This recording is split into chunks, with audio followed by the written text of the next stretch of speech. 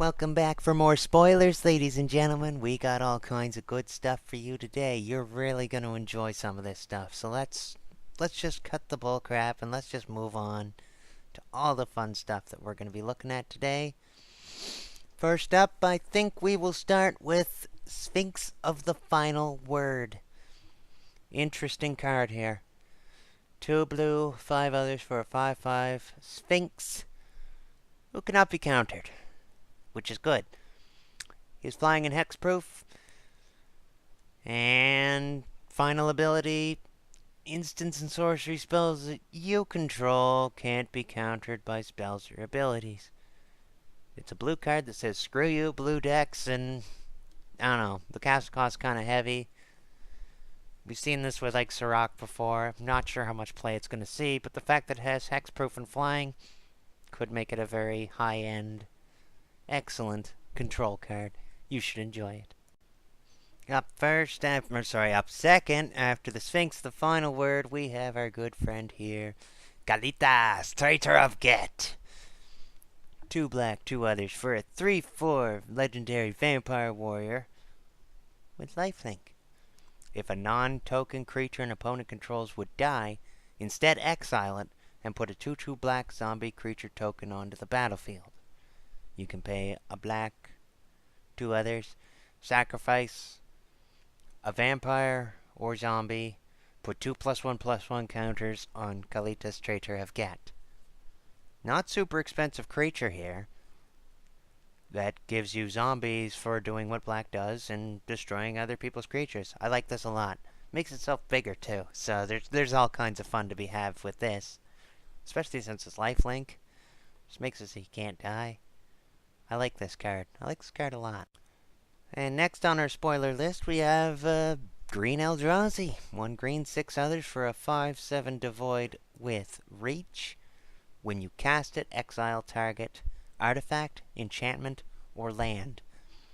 And you can pay 2 generic mana and a colorless mana, and sack a land, return it from the grave, return this world breaker thing from the graveyard to your hand. So it will constantly come back, it will constantly exile lands, it will constantly exile enchantments and artifacts, and sure, it costs 7, but it's in green, which means that's not really that hard to deal with. Up next, we have another mythic that's been spoiled. We have Kozilek's Return. Not to be confused with Rakdos' Return, but still a fun little instant. 1 red, 2 other. For an instant, with Devoid. So it's no color. It's not red. It's no color. Deals 2 damage to each creature. But whenever you cast an Eldrazi creature spell with converted mana cost 7 or higher, you may return Kozilek's Return to your hand, or you may exile Kozilek's Return from the graveyard. If you do, it deals 5 damage to each creature. So you got yourself a little Anger of the Gods here that only does 2, so maybe more like a Pyroclasm that costs 3. With an upside, you cast your big, Ulamog or your Kozilek, and you can exile this from the graveyard, deal 5 damage to every creature, and probably wipe the board. At least get rid of all those pesky siege rhinos. Very much enjoy this for a big red-green Eldrazi deck. I'll probably be playing a few of them myself. And we have a new land. We have Corrupted Crossroads, which follows the Eldrazi theme. And just a very interesting card all around. You tap it to add a colorless mana to your mana pool. Different than generic now. Keep that in mind. Or you can tap and pay a life, add 1 mana of any color to your mana pool, but spend it only to cast a spell with Devoid. So, you need some Eldrazi Devoid color fixins. This is your card right here. It's a City of Brass for that type of deck. And now we got the big ones that I've been saving for the last. We got a couple Planeswalkers coming up. Number 1, we got Chandra Flamecaller. One of the best Chandras I think they've printed in a while. The only downside is that it costs 6, so it's going to only fit in certain types of decks.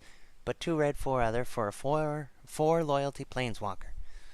The +1, put 2/3/1 red elemental creature tokens with haste onto the battlefield, exile them at the beginning of the next end step. So your +1, you get 2/3/1 beaters. Not bad. Your 0. Discard all the cards in your hand, then draw that many plus one. Red card draw in a weird graveyardy kind of way. I can see a lot of weird ways to play with this, but red likes card draw, and that's card draw that costs no loyalty. So it has its value. But you're probably going to need something to put a few cards in your hand. Something that brings land back to your hand, anything. But I'm done filling your head with ideas, because the minus X is she just deals X damage to each creature, gets around hexproof, gets around a lot of things. Weird little ultimate. Pseudo board wipe, not terrible.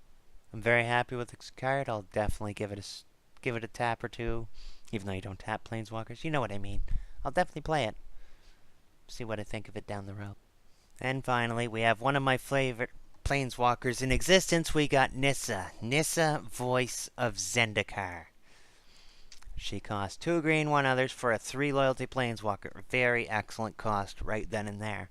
Your +1, put a 0/1 green plant creature token onto the battlefield. Alright.